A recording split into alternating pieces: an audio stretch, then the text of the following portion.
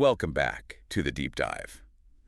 Today, we're doing something that I frankly think is going to change the way you look at your job. Yeah, completely agree. And I don't say that lightly. I want you to just picture a scenario. It's a scenario I think every single person listening has felt in their gut at some point. Oh, for sure. You're stressed.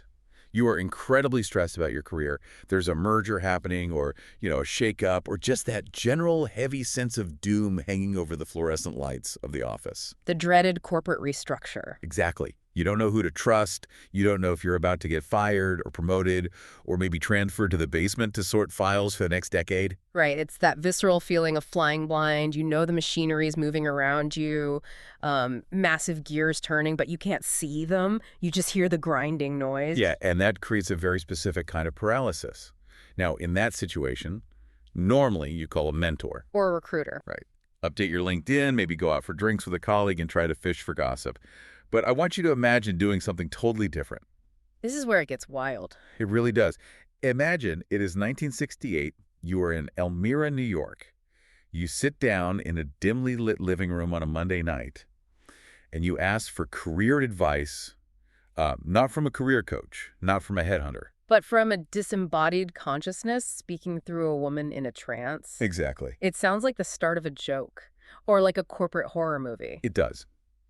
But the advice you get, it isn't vague. It isn't look within yourself or follow your bliss. It is specific, cutthroat, tactical corporate strategy that frankly rivals Machiavelli. Yeah, it's literally game theory from the other side of the veil. And that is what makes this specific deep dive so unique.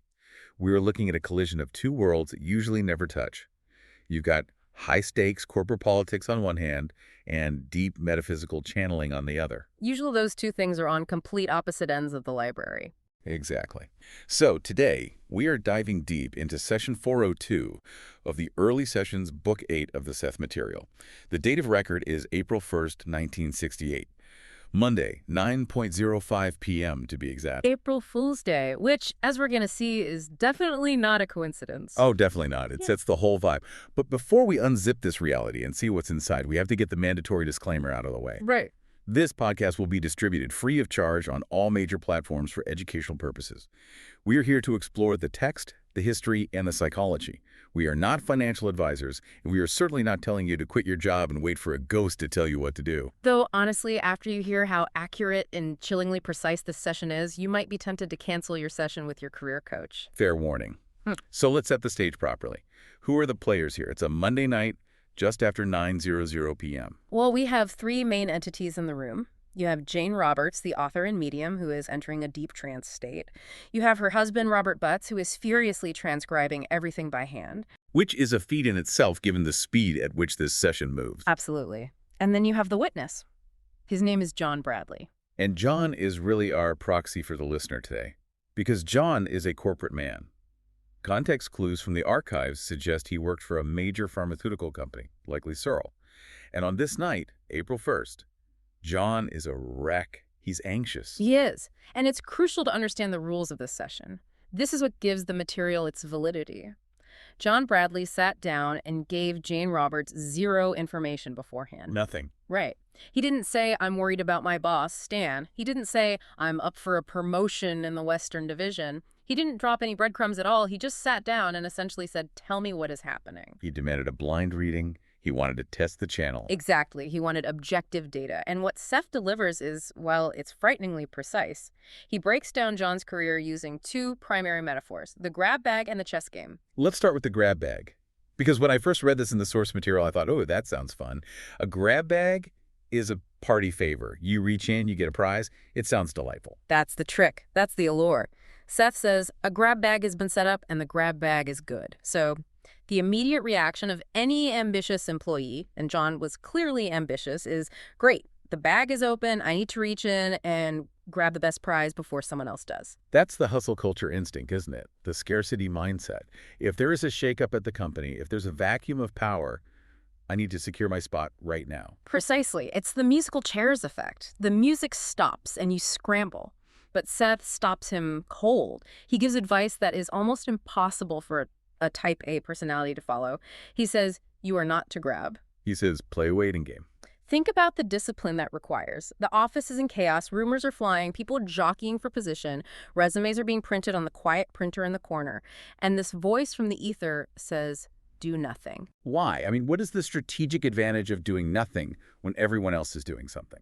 Seth explains that the situation is fluid. He says, you will be offered what you want as these changes continue to develop. The insight here is about the quality of the prize. If you grab now, you are grabbing from the top of the bag. The low-hanging fruit, the obvious transfers, the panic moves. The stuff nobody else really wants, or the stuff that looks good but is actually rotten. Right. If you wait, the contents of the bag settle, the dynamic shifts.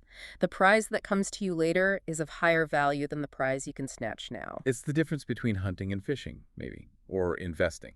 It's like buying a stock when it's volatile versus waiting for the trend to establish. It's actually deeper than that. It's about leverage. And this is where the session gets dark. This is where the corporate thriller aspect really kicks in.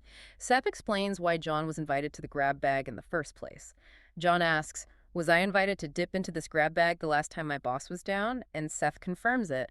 But then he exposes the motive. This gave me chills. It's pure corporate sociopathy. Seth says the boss didn't offer John a new role because he liked John. He didn't offer it because John was the best man for the job. He offered it to save himself. Listen to the phrasing Seth uses. It's so specific. He says the boss would give you to others as a gift in order to gain advantages for himself and in order to gain your loyalty and obligation. A human gift.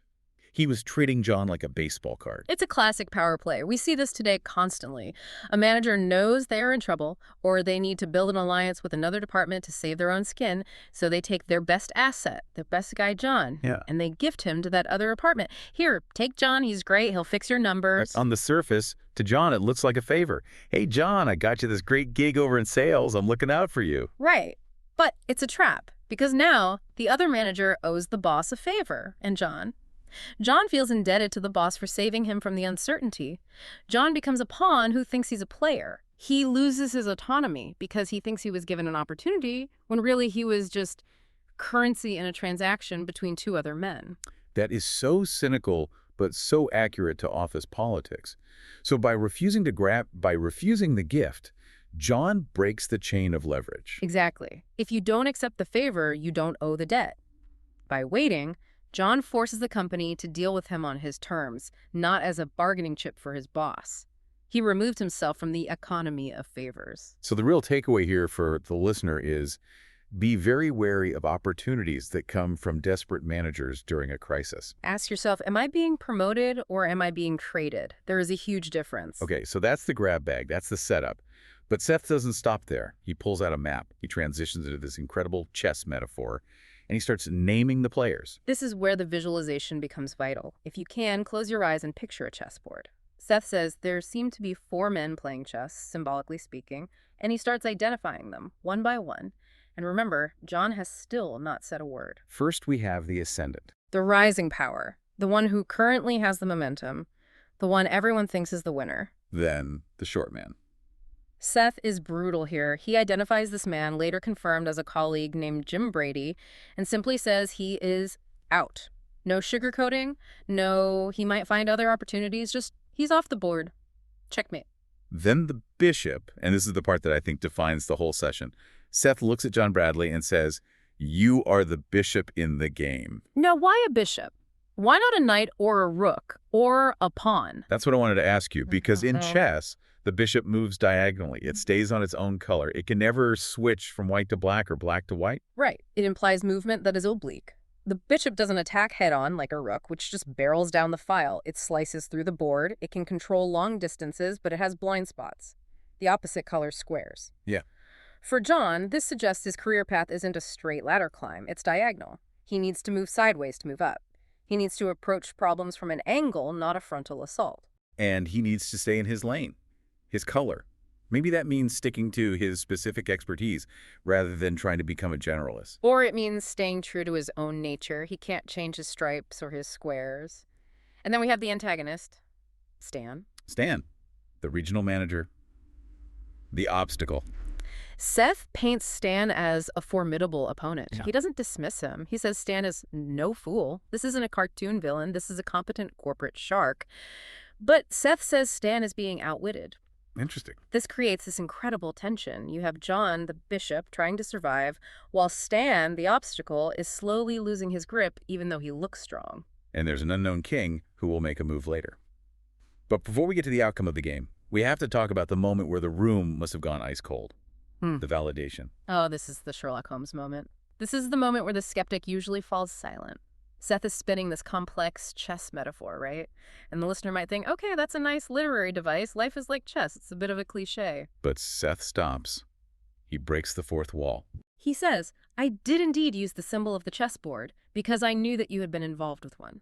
And John Bradley admits, probably with his jaw on the floor, maybe looking around the room for hidden cameras, that he had recently given a chess set to his son. And not only that, the son was trying to teach John how to play. That is such a specific, intimate detail. It's inside his house. It's inside his relationship with his child. It's not something you'd find in a personnel file. It serves two purposes. One, it proves to John that Seth is real. It's a credential. I can see into your living room, so trust me when I tell you I can see into your office. But two, it adds a layer of humor and humility to the advice. Because Seth says, you are some bishop. It's a roast. He's teasing him. He's saying, buddy, you don't even know how to play the game your kid gave you, but you are a piece on the board whether you like it or not. It reframes the weight advice, too. If you are a novice player, if you don't know the rules, of course you shouldn't make aggressive moves. You should wait until you understand the board. You don't sacrifice your pieces when you don't know how they move. It's masterful. It turns a household object into a mystical totem of his career struggle. Every time John looks at that chess set at home, he's going to think about Stan in the office. So the board is set, the bishop is waiting, Stan is crumbling. What does Seth predict for the future of the company? He predicts a massive culture shift. He uses the phrase freewheeling basis. Which John interprets as a new sales model. Yeah. Less rigid, more dynamic, moving away from the old stiff corporate structure. But the key to this future is a character Seth calls the man in California. I love this. It sounds like a noir film.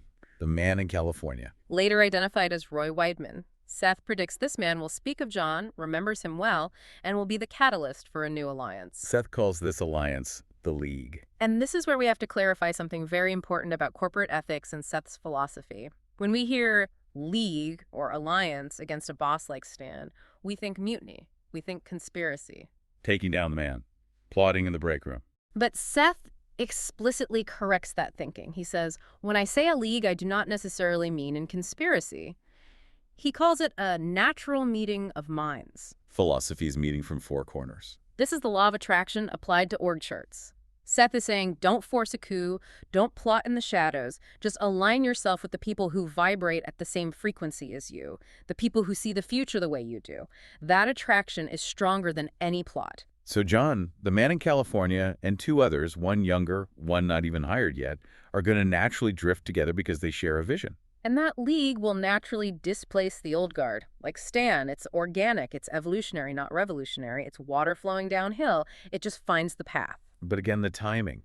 Seth keeps coming back to patience. He says, a paper is being drawn up, and I would suggest you hold out. That is actionable intelligence. Imagine knowing that a contract is being typed up right now and having the confidence to not sign it immediately. Why hold out? Why risk it? Because of the quote that I think is the anchor of this whole deep dive.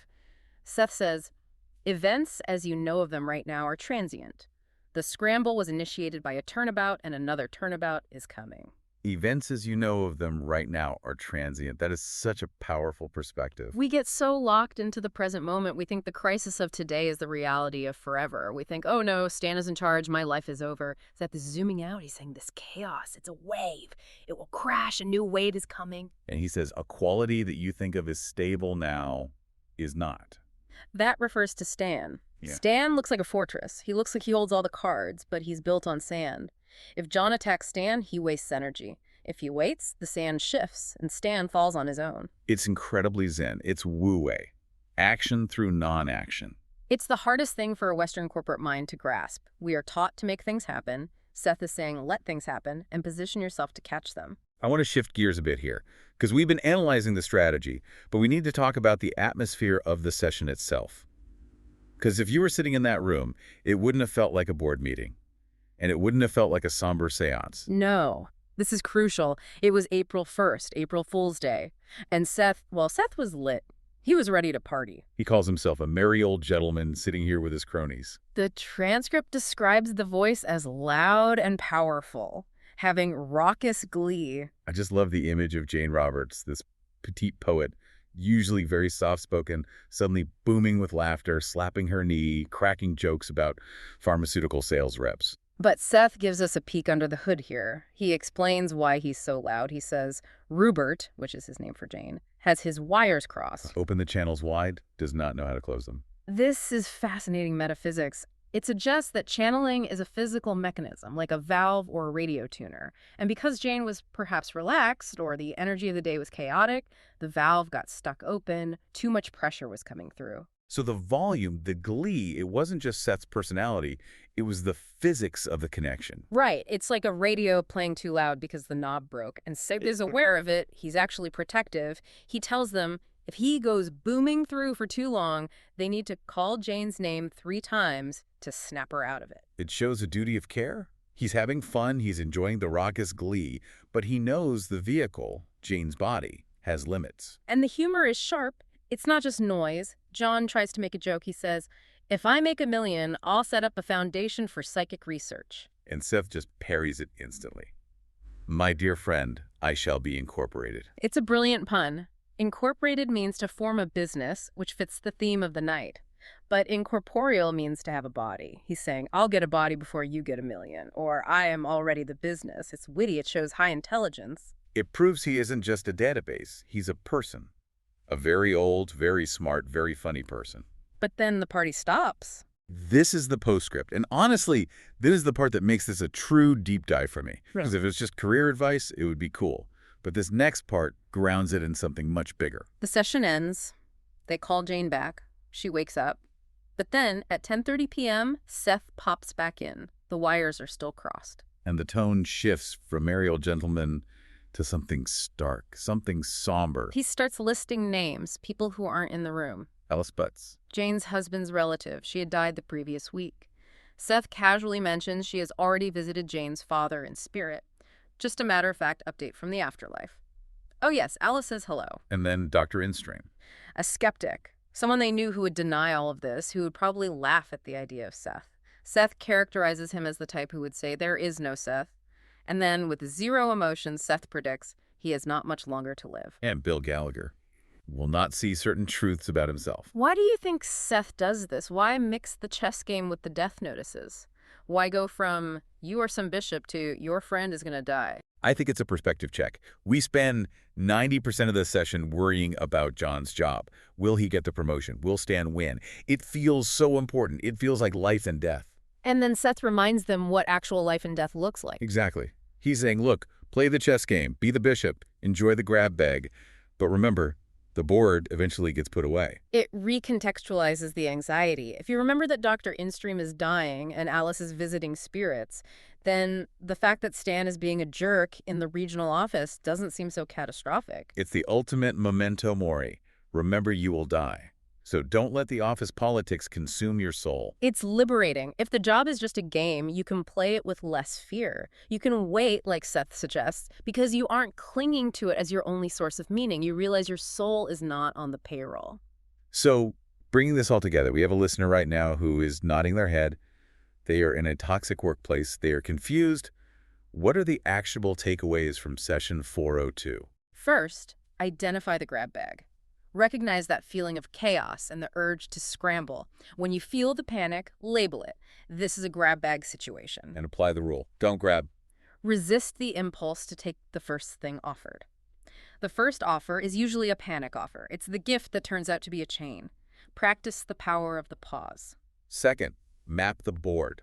Who are the players? Don't just look at titles. Look at energy. Who is the ascendant? Who is the obstacle standing on quicksand? And who are you? If you are a bishop, stop trying to act like a rook. Find your diagonal. Find a unique angle of approach. Third, seek the league. But not the conspirators. Find the vibrational match. Find the man in California, the person who remembers your good work and shares your philosophy. That is your true power base. Look for resonance, not just utility. And finally, trust the validation. This is the big one. Seth used the chess set because it meant something to John. Watch for your own symbols. What is appearing in your life? What coincidences are happening? Those are data points. Don't ignore them. And keep your sense of humor, even if the wires are crossed. Especially if the wires are crossed. I shall be incorporated. I think I need to go buy a chess set, just to see if any spirits want to give me a tutorial. Just make sure you listen to your kids if they try to teach you. You don't want to be some bishop who doesn't know the moves. Absolutely. Now, before we sign off, we have to give credit where credit is due. This material is dense, it is complex, and we are only scratching the surface of one single session. This comes from the Seth material, specifically the Early Sessions Book 8, published by the New Awareness Network. If you found this fascinating, and I don't see how you couldn't, you owe it to yourself to go to the source. Visit sethcenter.com/early sessions, buy the books, read the raw transcripts. There is wisdom on every page that applies to everything from biology to physics to, apparently, pharmaceutical sales. It's an endless resource. And remember, we are just two people fascinated by a voice from 1968. We aren't gurus. We're just exploring the grab bag. So I want to leave you with one final thought, a provocation, if you will. Seth told John, a quality that you think of as stable now is not. It's the rug pull. Look at your life right now, your job, your relationship, your daily routine. What part of it feels rock solid? What part of it do you take for granted as just the way it is? And is it possible? Is it just possible that that stability is an illusion? That the stand in your life is actually standing on quicksand? And if that falls, are you ready to move diagonally? The king is an unknown entity, but he will make a move. Make sure you're watching the board when he does. Thanks for listening to this deep dive. We'll see you in the next session.